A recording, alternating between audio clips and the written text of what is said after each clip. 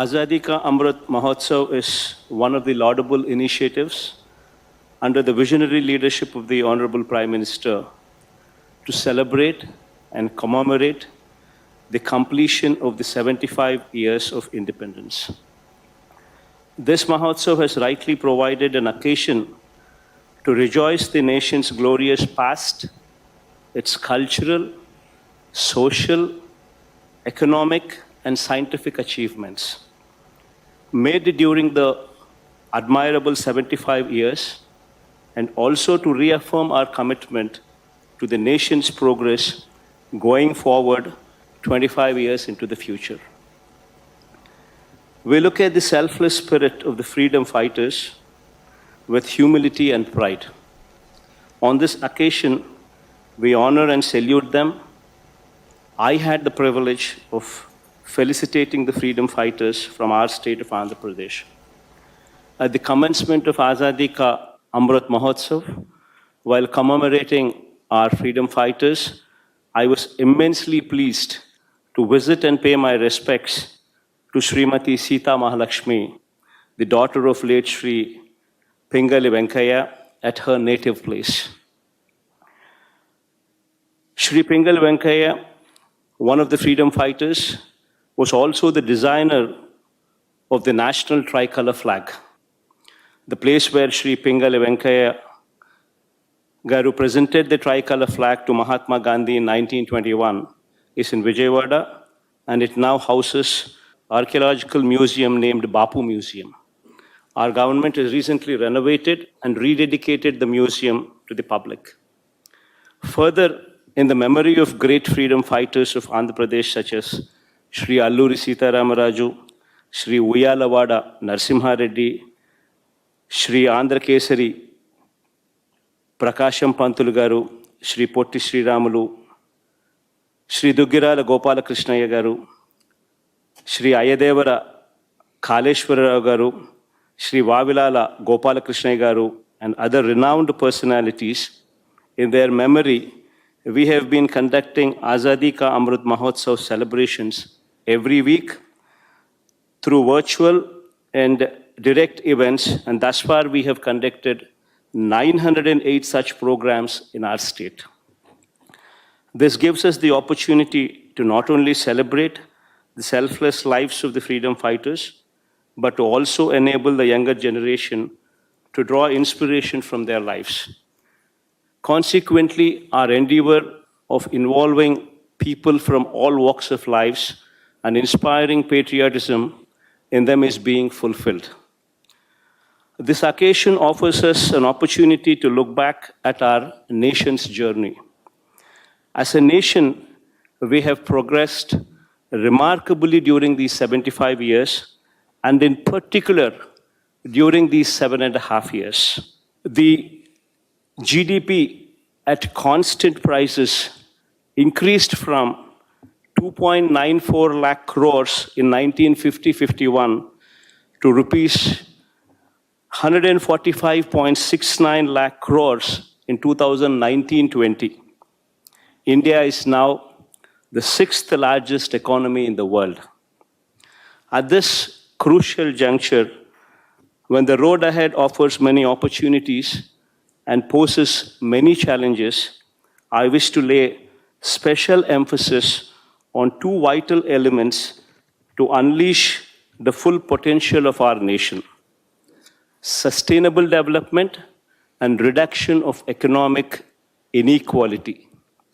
It is imperative that while the needs of the present are met through economic progress, the ability of the future generations to meet their needs should not be compromised. The energy sector plays a very key role in socio-economic development. Over the last 15 years, the country's installed power generation capacity has increased from 1,27,423 megawatt to 3,84,116 megawatt. More particularly, the thermal power generation capacity has increased from 83,982 megawatt to 2,34,058 megawatt, during these 15 years, resulting in increased emissions of greenhouse gases, threatening the future generations. We have enormous responsibility to formulate policies that would eventually lead to phasing out of coal-based power generation and enhanced reliance on renewable sources for energy needs. However, given the intermittency associated with renewable power sources, storage solutions have to emerge. This is essential to ensure the right balance is struck between meeting the power demand and achieving carbon neutrality. I take this opportunity to convey my appreciation for the initiative of the Honorable Prime Minister on this count. One sun, one world, one grid, popularly spoken as OS, OW, OG, aiming at harnessing clean energy and contributing to sustainable economic progress. By facilitating exchange of power from two time zones, maybe it's a dream today, but one day, considering the fact that the optical fiber grid is a reality, already connecting continents, transferring data, this power grid across continents is not a distant dream, especially when we have leaders like Shri Narendra Modi ji at the helm of affairs. With respect to the problem of economic inequality, I wish to put forth the following.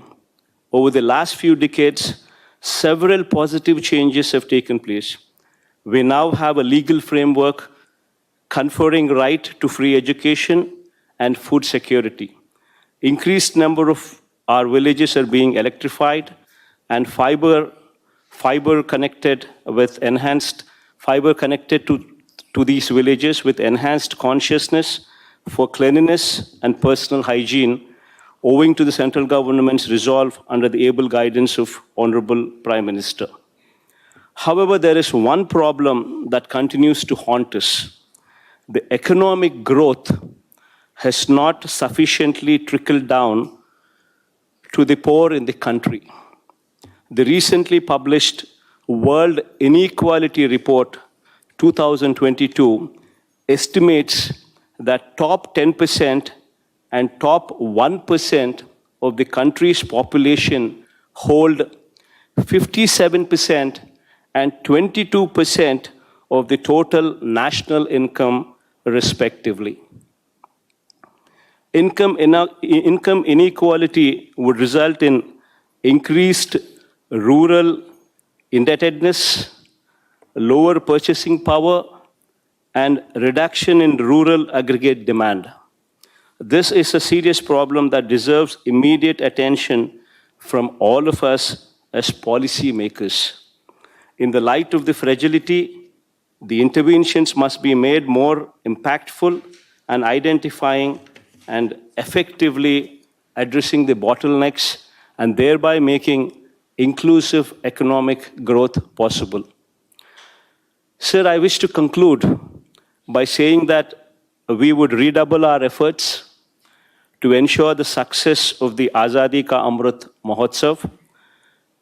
I convey my thanks for this opportunity. Look forward to many such occasions where we have a chance to reflect on the past and deliberate on the appropriate course for the future. Jai Hind.